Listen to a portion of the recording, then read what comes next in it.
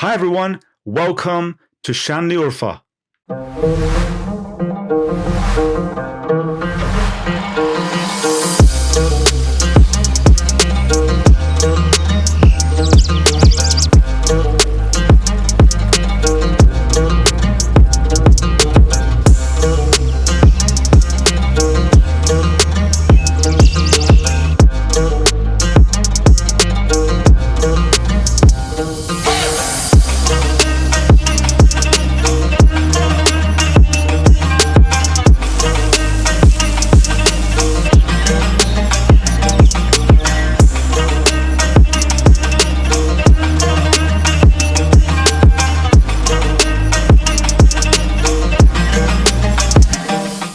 Subscribe now.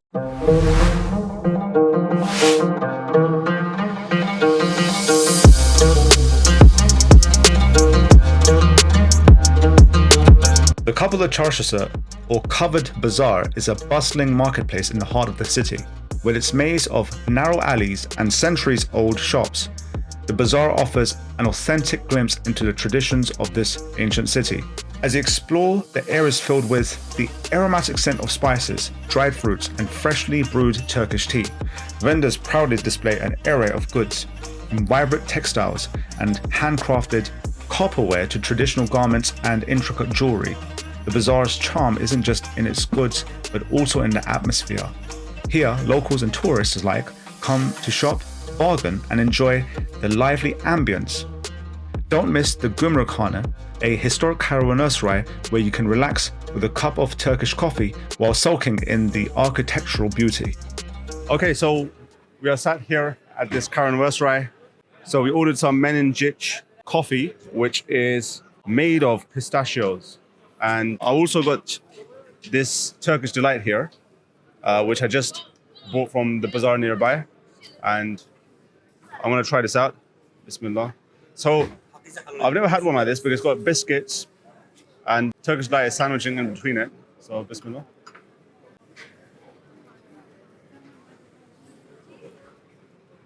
That's a nice combination. Like someone's been a little bit creative and they've come out with this Turkish delight, so it's great. I have a look at this. Now this is a caffeine-free coffee with pistachio that's sprinkled on top. This is something I've only seen over here in this area, in the Mesopotamia region. So here in Şanlıurfa, also in Gaziantep near there. So Bismillah. Ooh. A nutty flavor, wow.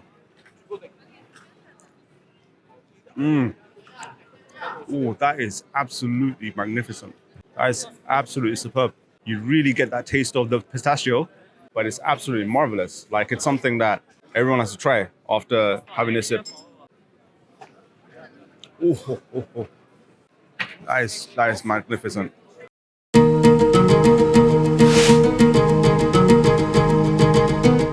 The Grand Mosque, located in the city centre of Şanlıurfa, has a rich history. It was originally a synagogue, later converted into the Church of St. Stephen in the 5th century, and eventually transformed into a mosque in the 12th century. It is believed the handkerchief sent by Jesus, or Isa alayhis salam, to King Akbar V was placed into the well within the mosque. Isa alayhis salam, unable to visit King Akbar personally, sent a handkerchief bearing his image to one of his disciples. This handkerchief was then thrown into a well, and the water from this well is considered to have healing properties. Not only did Isa alayhis salam, or Prophet Jesus, not only did he hand this handkerchief, but he wiped his face, his holy face, with this handkerchief, and that was dropped into the well over here. When I heard about this recently, when I went to our apartment, I was like, it's very important for us to come over here today. Okay, so it seems to me that this is the well where the handkerchief that was handed by Isa alayhis salam to his apostle, given to the king, was dropped over here. So, subhanallah, we are here today, and you can see the water in there as well. So this is right inside the masjid itself. I can see right inside, and it's highlighted, and it's got water inside of it. So this is where the handkerchief would be in there. So again, when it's associated with the Prophet, especially a big Prophet, it makes it immensely significant to be here.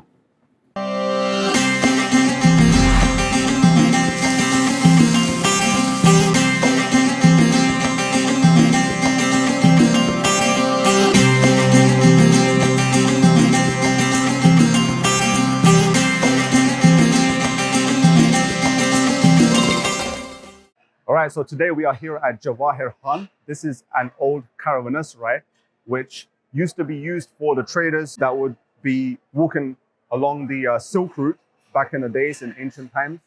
And they would rest over here, they would have free food. But right now, this is a restaurant and it's magnificently designed. They serve food which is unique to Şanlıurfa. So the food over here is very different to the food that you'll find in other regions of Turkey. The modern version of this opened 15 years ago, and you can also see the owners of this restaurant. But the more incredible thing and the most fascinating thing is that this caravanserai opened initially 615 years ago. So that's a long time, and you can see over here the original structure. So look at these old photographs of the Jevahir Han. And also, you have a model of this caravanserai from 615 years ago. This is how it would have looked like. And also follow me inside. I'm going to show you some of the cool features that this restaurant has.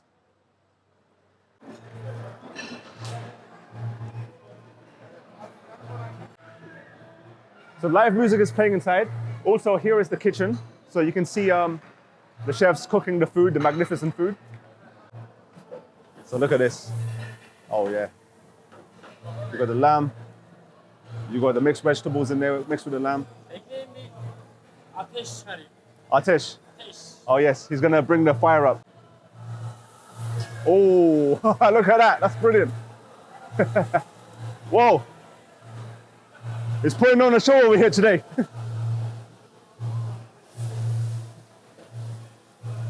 Wow, look at that. Putting on a show. He's putting a lot of oil in there, and he said to us he's going to flare it up. He said in Turkish, he used the word ateş, so the fire is flaring up. Oh wow. Çok teşekkür ederim. Okay. That was wonderful. You really put on a show there. Okay, let's go and check the live music now.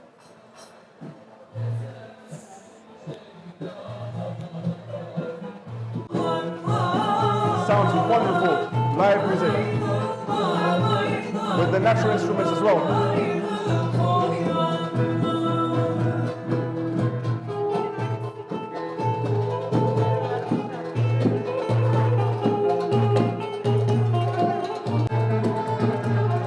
What a wonderful atmosphere, and it really helps being in such an old building, such a classical building as well.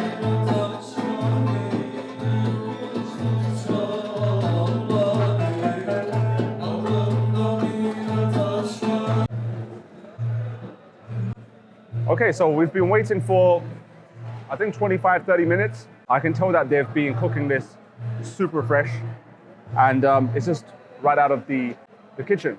So this one over here is, this is a Şanlıurfa specialty. It's a chicken dish where it's specifically cooked in a tava. So you see the firing up. So this one is lamb with tomato sauce, and on top of it is crispy potatoes. Bismillah. So you can see that it's got red peppers within it.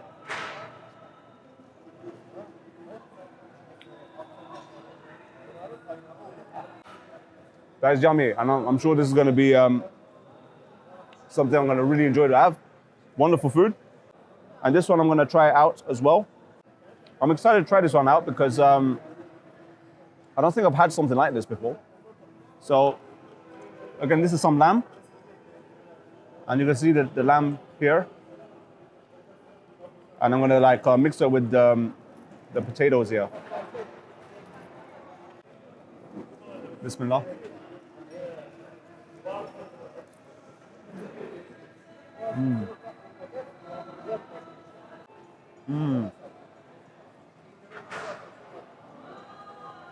It's a wonderful mix.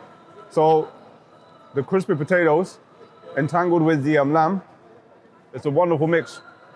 So this looks like some spicy sauce and some yogurt sauce. I'm going to try this with the lamb as well. So I'm going to put this here onto the side. Get some of this and try the lamb out here.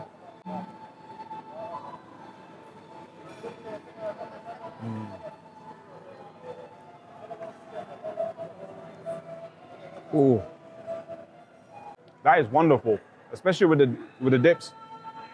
Wow. I'm really impressed by it.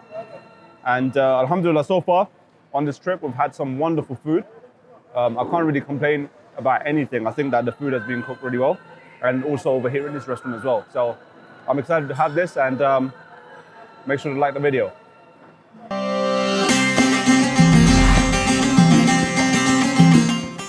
Nestled along the tranquil banks of the Euphrates River, Halfeti is a town that feels like a journey back in time. Located just 120 kilometers from Şanlıurfa, it's about a 2-hour trip each way, making it an ideal day trip destination. Known as the hidden paradise of Turkey, Halfeti is a place where ancient history and stunning natural beauty blend seamlessly. Once a thriving settlement during the Assyrian and Roman periods, Halfeti comes under Islamic rule in the 7th century, shaping much of its cultural and architectural heritage. It flourished under the Seljuk Empire and later became part of the Ottoman Empire in the 16th century during the reign of Sultan Selim I, who expanded Ottoman control into southeastern Anatolia. Today, the town's Islamic influence is evident in its traditional stone houses and the minaret of a submerged mosque, which stands as a symbol of Halfeti's resilience. In the 1990s, much of the old town was submerged due to the construction of the Birecik Dam, creating the unique sunken Halfeti. Visitors can enjoy boat tours along the Euphrates, passing by the ruins of the sunken village and the historic Rumkale fortress. Add in the town's unique black roses, and Halfeti becomes a perfect blend of history, culture, and nature.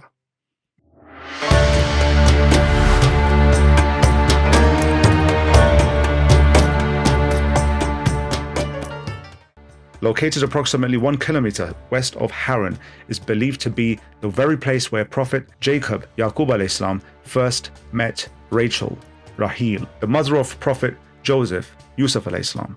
According to tradition, Yaqub alayhis salam traveled to this land to seek refuge with his uncle, Laban, and found himself at this well. As shepherds gathered around, Rachel arrived with her father's flock.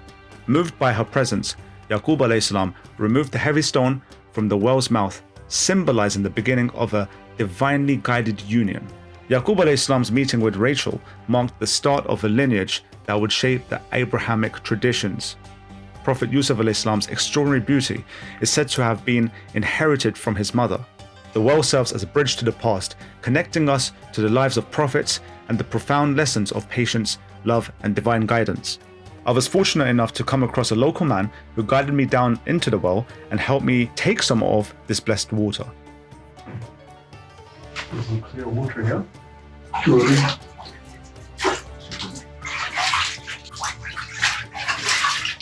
Tamam.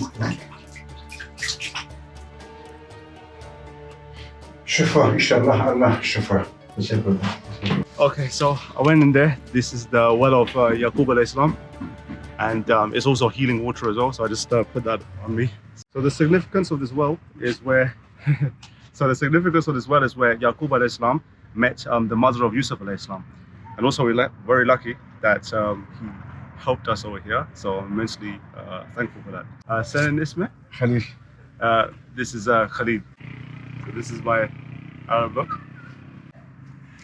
Okay, and he helped us. He brought the water for us, so I'm really, really happy. Teşekkür ederim Khalid abi. Evet, sağ olun.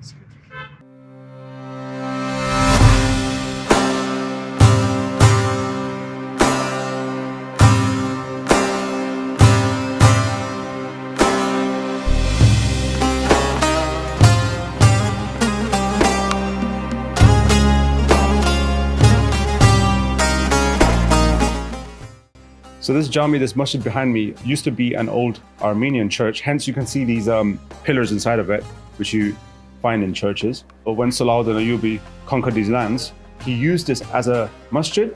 But then for many years, it was kind of left as ruins. So there was nothing really going on over here until recently they turned this officially into a masjid. So Selahaddin Ayyubi has an immense significance because he was the one that defeated the Crusaders, you can say about 1,000 years ago. And then he took off the Holy Lands when I think the Crusaders had the rule for about 99 years. But alhamdulillah, if you look at it, it's throughout history from the time of Umar radiallahu anhu, straight into his tenure as the Khalifa, as the second Khalifa of Islam, all the way to, you could say, 100 years ago. Muslims have had Holy Lands for a vast majority of it. There's been about one or two blips like 1,000 years ago before Selahaddin and Eyyubi came, and then the previous 100 years. But Muslims have held this for many, many years.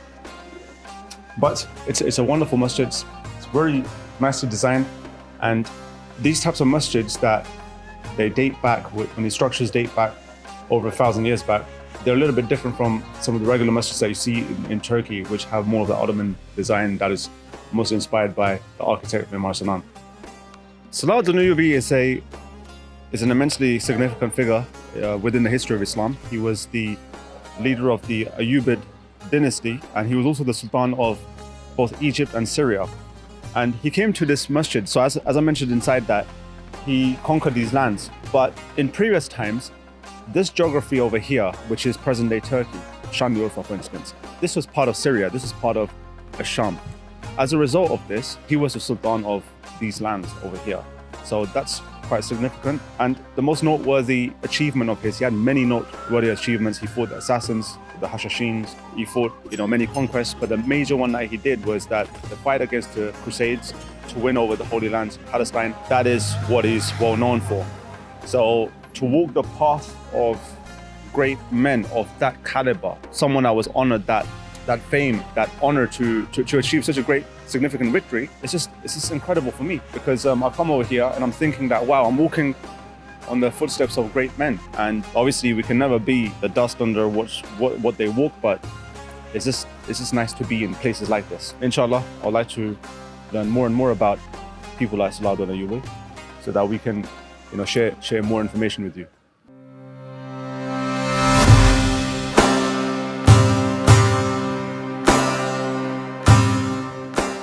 Today, we're stepping into a place that's been at the heart of sacred stories for thousands of years, and right here is the cave believed to be the birthplace of Prophet Ibrahim alayhi salam, known as the father of monotheism. His story spans the foundations of Judaism, Christianity, and Islam. In this video, we are not just visiting a historical site, we're walking in the footsteps of a prophet whose life shaped the beliefs of billions. Bismillahirrahmanirrahim. Today we are at a very significant, very special place. This is the very place where it is believed that the Prophet Ibrahim alayhi salam was born. So there's a cave inside. Behind me is a jami, is a masjid, but there's a cave right behind of me, and you can see many people there today.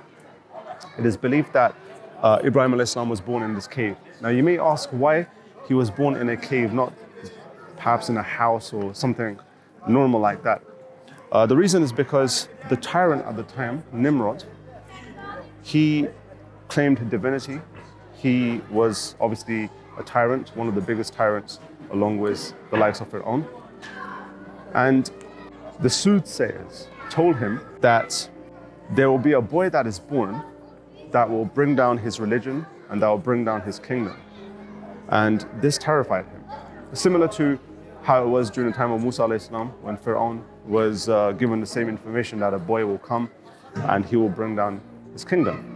So as a result, he did the same thing. He started killing all of the boys. Of the babies that were being born that time was in danger. So Ibrahim alayhi salam's mother, she obviously was aware of this, and she decided to hide him in this cave over here. Hence, they believe that he's born over here. I'm going to take you inside and show you how it looks like in there. Okay, so we're walking in. I'm massively impressed. So look at the masjid there. It looks wonderful, absolutely amazing. And there's a lot of people here today. And to the left of me is where the cave is. It says this is the cave where Ibrahim alayhi salam was born. So Mawlid means the birth of prophet. The cave was called Mawlid al-Halil cave because people believe that the Prophet Abraham was born here. This is an immensely historic place, and I'm gonna try walking inside. Okay, so right now I'm walking into the cave of Ibrahim alayhi salam, where they say he was born. Bismillahirrahmanirrahim. Subhanallah.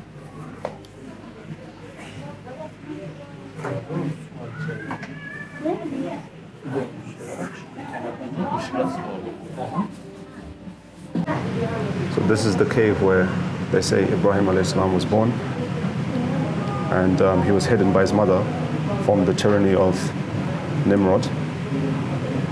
Right now it seems like there's some water in there.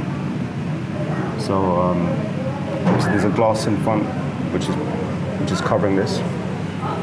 I'm sat over here. There's many people that come inside and they make du'as over here. So alhamdulillah, to be in such a wonderful location. Like, you begin to think that how someone of such a great stature, friend of Allah, Khalilullah, how he was born here, what lights would have descended when he was born.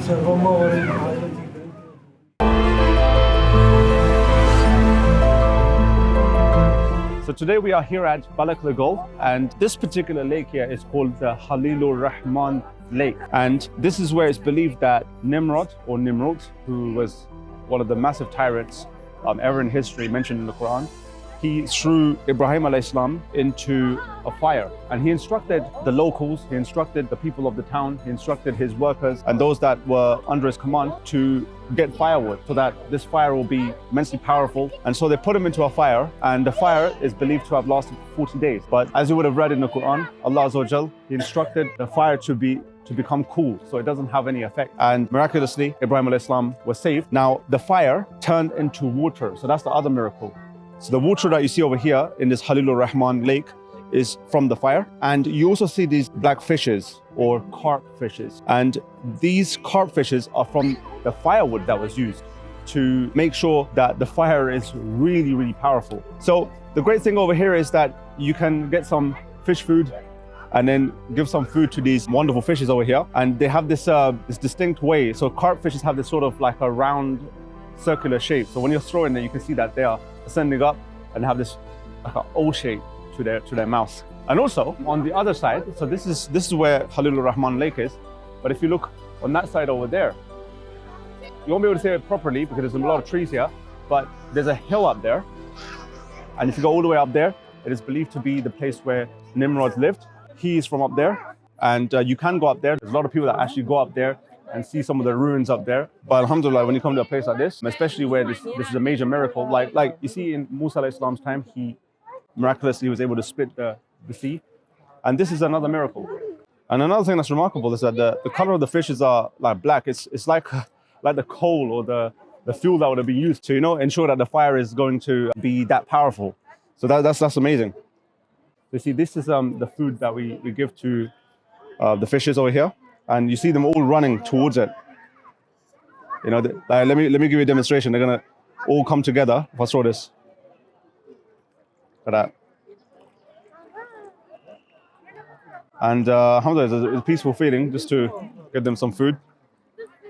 Okay, so behind me is the night view of Balıklıgöl, which you can see. Obviously, I highly recommend that you come over here and see it during the nighttime, because during the daytime you have a different charm. During the nighttime, you have a different charm. I remember the first time I came here 12 and a half years ago. I remember the daytime feeling, which was extraordinary, and the nighttime feeling. It was also extraordinary, but it's different. It just feels really serene to be here. And considering the history, how significant it is that a prophet of the stature of Ibrahim alayhi salam was just over here is, each time you think about it, you can't really begin to grasp how amazing that event is. And the fact that he survived it through the permission of Allah Azza wa Jal, it's a story that really inspires you whenever you listen to it or whether you read it from the Quran itself. It's all behind me, and you can get some of this food for the fish. It's about 5 Turkish liras. So you can, begin to feed the fish over here. Bismillah ar-Rahman ar-Rahim. So you can see the fish running towards it. Wow.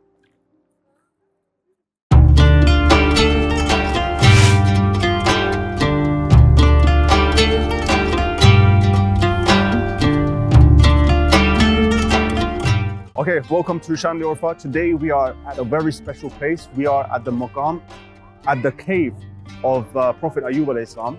This is the very place where Ayub alayhi salam was tested with illness for several years. And also, this is the place, within this proximity, where Ayub alayhi salam, after several years of testing, of heavy testing, found shifa, healing, through a spring that gushed out. So we're in a wonderful place, and I'm going to show you beginning by going into this cave.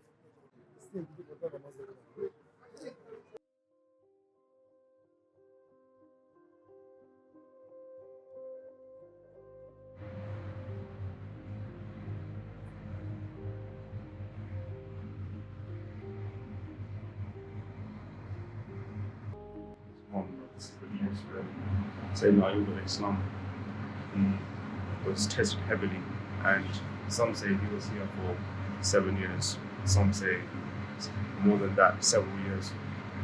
It's surreal to be in a place like this. So, as you see, I've come from the cave where he was, and very close to the cave is this well over here. So this is the spring that has been referred to. Now also over here, it says that Allah provided Prophet Ayub alayhi salam with water from this well to drink and wash to get cured from his illness. It is reported that Prophet Ayub alayhi salam recovered his health with the water from this well. Now the medicinal water flows from the taps which are located in the north of the place Maqam of Patience. So we'll show you that, and you can also, they also have this facility where you can get some bottles and then take that water with you. But let me just show you the well.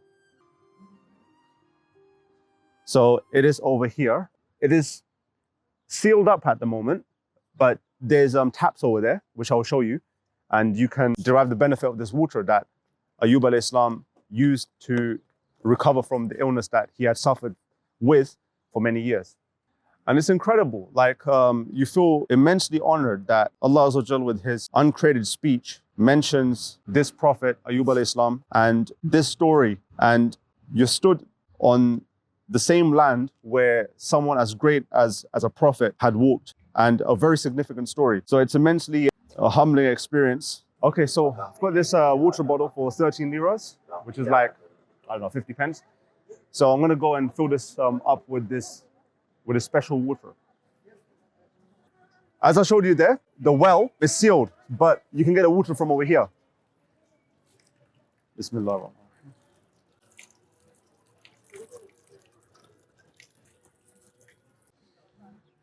Okay, I filled that up. Now people are lucky that live over here in Şanlıurfa because they're able to come to a place like this, and you can see the locals here who are just washing their face. I'm gonna do the same. Bismillah.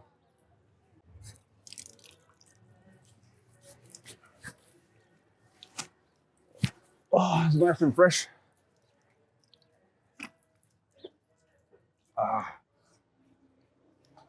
That tastes good as well. It's nice and cold and it's really fresh. Alhamdulillah. It's special.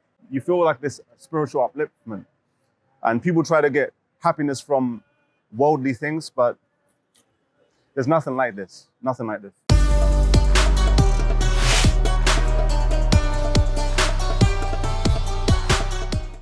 Today we're stepping back in time to one of the oldest cities in the world, Harran in Turkey.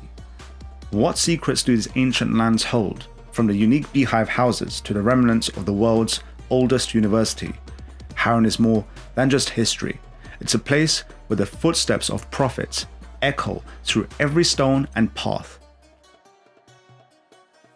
Okay, so this is brother Adnan over here, and I want to ask you, can you tell us a little bit about the history of Harran? Harran, okay. The Harran, you can see the all history here, because Harran before 4-kilometer city wall. You can see this flag. There is the tumulus. This hill make exhibitions there every year, and exhibited find under the ground city. Also, this name is Tel Ibrahim. Tel Ibrahim is mean like Prophet Abraham. He was because married with Sarah. And there is Abraham houses near this flag. This is the oldest university in the world, Harran University. Oldest university? Yes, because Harran before the Islamic is pagan city, moon god and sun god in Harran. Before Christ, like 3000 BC, from Babylon and Assyria. Near this tower, they also will make excavations, find under the ground for Temple of Moon. Okay. Yeah. Yeah. Sin Temple and Sun Temple. Sun Temple 50 kilometers far away. So Matar, the Sin Temple near this tower. After Christ, 7th century, when come here Islamic, they change here mosque and university. Okay. And how many years old is Harran? Harran 3000 BC from Babylon and Assyria. So like 5,000 years old. Yes. Harran, this city. And they've kept it the same Yeah, from that time. at that time. This is a family house, but this house story about 260 years old. These houses. 260 years. Yes, my when come here owner family from because we owner family coming from Iraq here, and 19th century. When they come here, they build these houses for summertime cool, wintertime hot, warm. Very nice. Yes. Very nice. You were saying that many prophets. What prophets were in Harran? Can you mention their names? Jacob, Okay. Abraham, and then Jacob, Shuaib. Shuaib alayhi salam. Yes, they three and Musa. Musa alayhi salam. Also, Oh, Musa alayhi salam yeah, came as well. also four prophet in Harran. In Urfa, also Abraham and Ayub Ayub alayhi salam. alayhi salam. Okay. They live there. We're walking to. Is it the world's oldest or the world's oldest university? The first university ever. So that's amazing. And also, we are walking towards the very first masjid, very first jami of Anatolia. And this was built by Marwan II. He was the Khalifa of the Umayyads. He brought the caliphate, the center of it, from Damascus into Harran. And that was in the 8th century as well. This was a very famous city before. It was a thriving city and it was really well known. And that too for many centuries. But when the Mongols came over here, the past glory, the reputation that it had, it kind of diminished a little bit. So that's the sad reality of what happened. The Mongols were devastating when they were around during that time. Okay, so we are at this place. Can you explain what this is about? This is the oldest university in the world for Islamic. Because from second Merwan, after Christ, 7th century, 8th century, they built here mosque and university. They make this arch, front of arch. Front of arch is mosque, front of arch is madrasa, school. The tower, astronomic tower for watching the sky. Big philosopher Al-Battani, he studied here. Oh, okay. Yes. So it says that this place is where Ibrahim alayhi salam and Sarah alayhi salam got married. And there's tablets to prove that it was over here. So that's what our guide is telling us. Okay, so we're ready. We're going into the home of our guide. So let's have a look.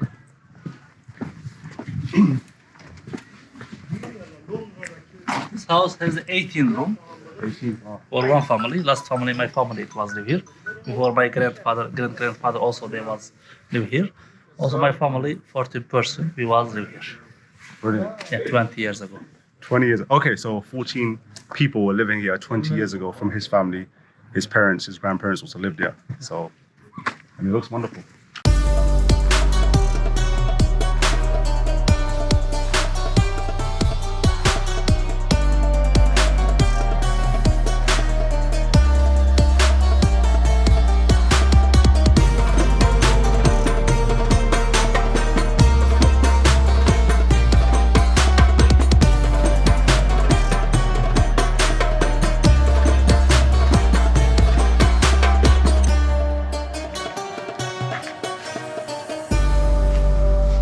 Okay, so we are in lands where there's a lot of Arab people. So I'm getting to wear this. Assalamu alaikum.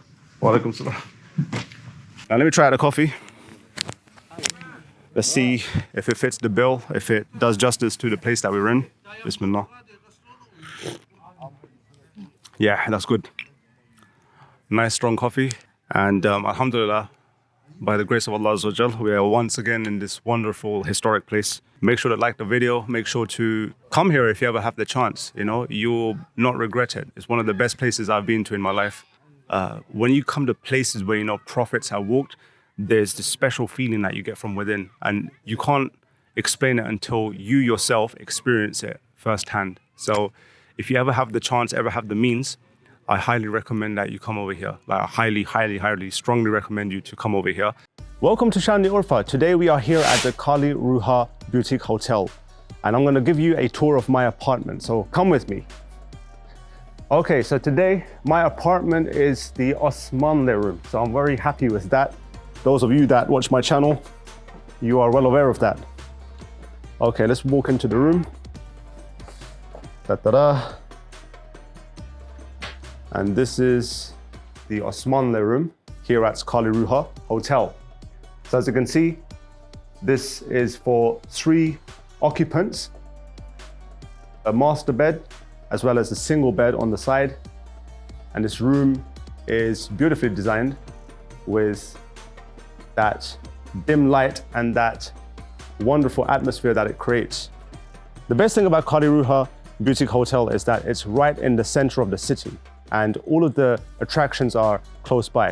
And another great thing is that you have so many places to sit down and relax and enjoy the historical surroundings that are surrounding you. The wonderful thing is that there's a blend of you feeling that you are in Syria, classical Mesopotamia, as well as Turkey as well. It's heavily Arab influenced, and then there's the history element of it.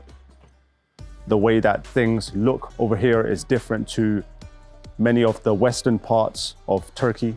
So that feeling really enhances your experience being over here. And I'll leave the link in the description if you want to book this hotel. I highly recommend it. So definitely give it a go. Okay guys, make sure to like this video if you've derived value from it. Also comment below whether you are going to be coming to Şanlıurfa, because what you saw, I wonder if it's inspired you to come here. And in addition to that, make sure you subscribe to my channel so that you get to see more videos regularly from me. And with that said, catch you in the next one.